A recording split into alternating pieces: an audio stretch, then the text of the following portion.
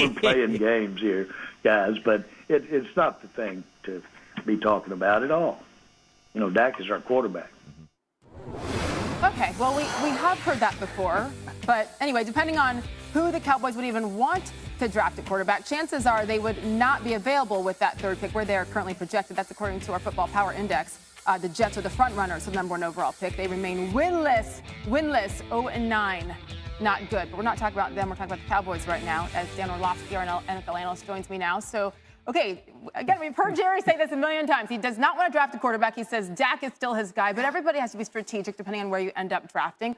What are your thoughts with what Jerry said, what the Cowboys should do? Well, the Cowboys should pray to God that they get one of those first 2 picks in the NFL draft. 3 reasons why. First of all, if you do, it gives you contract leverage with Dak Prescott, who you say you want to pay going on 2 years now. So you don't want to franchise tag him, so it gives you leverage to work out that long-term deal. Second of all, let's say you do want to draft a quarterback. This gives you the opportunity to kind of reset the clock and take a young quarterback, either Trevor Lawrence and Justin Fields. And third of all, if you actually are going to pay Dak Prescott, this is a bad roster. So now you have kind of trade ammunition that teams are going to want to go up to that second pick, and you can kind of acquire a bunch of picks to rebuild this roster. This is a roster that needs that. It's not going to get fixed just with Dak Prescott coming back, so they should hope that they get the first or second pick next year. This is what happens when you have a 2-7 record. Exactly. So a lot has to play out with that situation. We talk about the Cowboys a lot for obvious reasons, but Dan Orlovsky believes that there is one team that is not getting nearly enough love from us. And because, you know, Dan, we follow you on Twitter, and this is what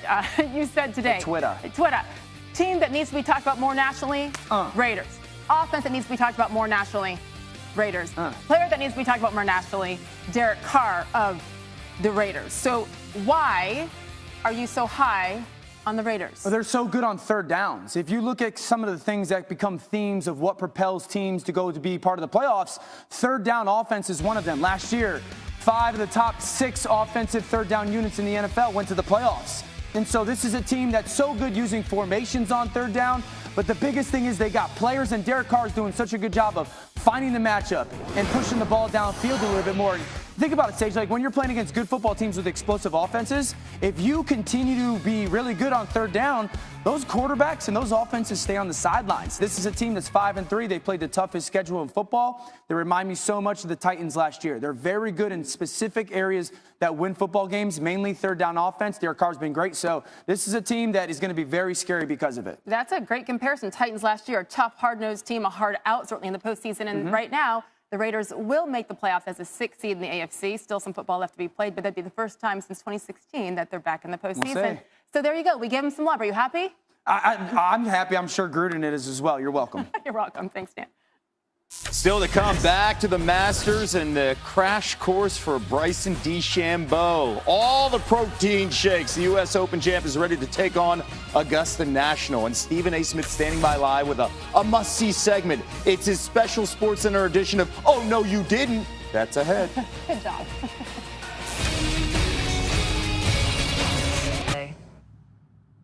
Well said, Sydney. Thank you so much to the veterans out there. This weekend's game featuring #1 Alabama and LSU has been postponed due to COVID-19 concerns. It is our breaking news here on SportsCenter. Also, the game featuring #5 Texas A&M at Tennessee on Saturday has been postponed to December 12th. It's due to a combination of positive tests, contact tracing, and subsequent quarantining of individuals within the LSU and Texas A&M programs. It's been a very active week in the SEC for the wrong reasons. Just yesterday, Saturday's Auburn-Mississippi State game was postponed until December 12th. Arkansas head coach Sam Pittman has also tested positive for the coronavirus. He will not coach the team Saturday at #6 Florida. College Game Day's Kirk Herbstreit joining us now with much more. When you look at this news coming out of the SEC today, very little flexibility as well in the Pac-12 and the Big Ten moving forward. At what point should the playoff committee start to think about maybe pushing the schedule start back a week here in December? They probably have already considered that behind closed doors, I would think. I mean, this is a year where if there's ever a year to build contingency plan, it's this year. So I don't think that Bill Hancock has to come out and announce everything that the committee is talking about or considering. But with cancellations and games and teams we're not having a chance to see as often as we'd like, I know if I were on the committee, I would love more evidence before I have to be charged with putting teams up in a ranking. I mean, the more games, the better, right? I think that's for anybody. And the more data, the better. So I don't know if we're going to get to that point, but who knows what they're talking about, and it makes a lot of sense to me as well. Yeah, the more flexibility, like you mentioned, because, again, there is none when you look at the schedule here for the Pac-12 as well as the Big Ten moving forward. So if you don't have enough games, it's hard to judge with the eye who gets in, who doesn't in the playoff conversation. Let's go on the field here after what Notre Dame did in their comeback on Saturday night by delivering that knockout punch in double overtime to beat undefeated Clemson. How do you view this Notre Dame squad compared to Brian Kelly's teams of the past? I just feel that they look like they're sick and tired of being made fun of or being laughed at or not being considered a serious contender. And let's be honest, they have not been done well on a big stage. And so, therefore, a lot of us have talked about, this Notre Dame team, not this one, but when you see that brand, you think, man, they've gotten to the national championship against Alabama, and it didn't work out well. And they got to the semifinal against Clemson, didn't work out well. But Brian Kelly's been building this, year by year. He's been building this up to a point where they can play in these kind of games. I thought their Georgia game last year showed that they can play with these big teams. So last year they were close.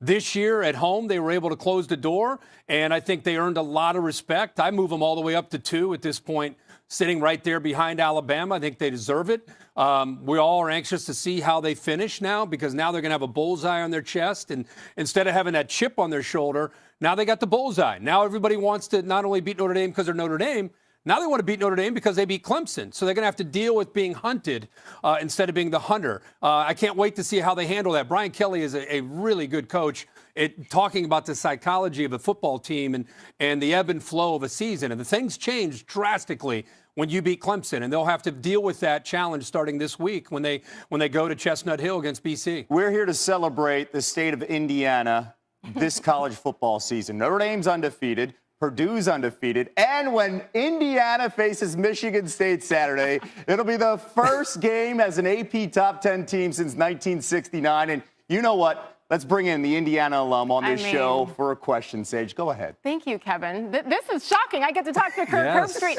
I'm okay being obnoxious here. I'm a little obnoxious, but that's okay because this hasn't happened in, I don't know, 33, 35 years. All right, we're 7.5-point favorites at Michigan State Saturday, Kirk. And then the next Saturday, Indiana at Ohio State. That one scares me already. We'll talk about that next week. You've given head coach Tom Allen a lot of love this season. What do you think he's doing with this program that is finally working? Well, I want to ask you a quick question before I answer that. Last time Indiana had back-to-back winning seasons, do you know that answer? Back-to-back winning seasons. 1993.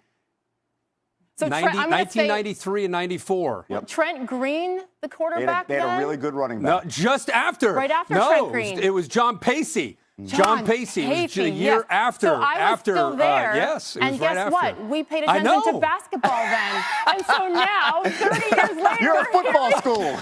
Hey, you should be so proud of your alma mater, not only because of the fact they're winning, it's how they're winning. Yeah. They had the heroic win with Penix getting in the overtime against Penn State. And these last 2 weeks, man, they took the field against Michigan. In the past, they would hope to win, and they didn't feel like they were hoping to win. They just looked like a better team. I mean, they out-executed Michigan. This was not a fluke. Tom Allen has a confident football team. And I'm just a guy, as much as we talk about who's in, who's out, I love to celebrate teams like Indiana. I love to celebrate coaches like what we're seeing at IU with Tom Allen. I just think that we get so caught up in the national championship and the playoff that we miss so many stories like this one or what's going on with BYU. That's what makes college football so great. So congratulations so far. I know you don't want to look at 3 games. They're gonna beat Michigan State and they're gonna go to Columbus undefeated. So I'm fired up for you and for our Indiana. And real quick, Leo, as you know, that's Tom Allen's motto, and it's love each other. They went through a lot of tragedy in the offseason, and he has brought this program together. So, Leo, thank you guys. Carry on. Back as you were.